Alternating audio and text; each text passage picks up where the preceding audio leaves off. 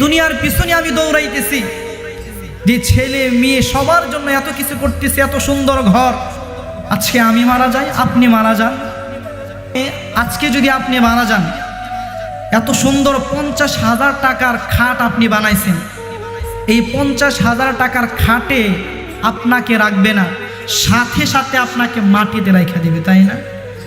আবার ভাই এমনও না শুধু মাটিতে রাখবে তাও না, প্রচণ্ড বৃষ্টি, প্রচণ্ড রোদ, এই রোদের ভিতরেও আপনাকে বাহিরে আইনা হয়তো একটা তাঁবু টানাইয়া দিবে, একটা চান্দা টানাইয়া আপনাকে সেখানে রাখবে। ভাই খাট তো আপনার, ঘর তো আপনার, সব কিছু তো আপনার, তাহলে আপনাকে শুধু কি আপনি কথা বলতে পারতেছেন না, আপনার রূহটা চলে গেছে, শেষ। এখন আপনাকে বলতেছে কি যে আপনি মৃত, এখন আপনাকে বলতেছে আপনি মৃত। শুধু তাই নয়, আপনার সন্তানটা, যে কলিজার টুকরো সন্তানকে এত মহাব্বত করতেন, এত ভালোবাসতেন, যে সন্তানটাকে এত মহাব্বত করেন, এই কলিজার টুকরো সন্তানের রূহটা যখন বের হয়ে যাবে, বাবা আমি বা আপনি কি করবেন? আমিও কিন্তু স্বার্থপরের মতন ওই সন্তানটাকে ওই বিছানা থেকে নামাইয়া দিই, তাই না ভাই? তাহলে দুনিয়ার পিছনে যতই দৌড়াই, দুনিয়া আমাকে কিছুই দেবে না।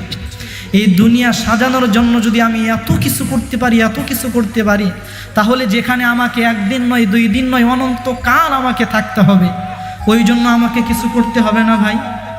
করতে হবে না?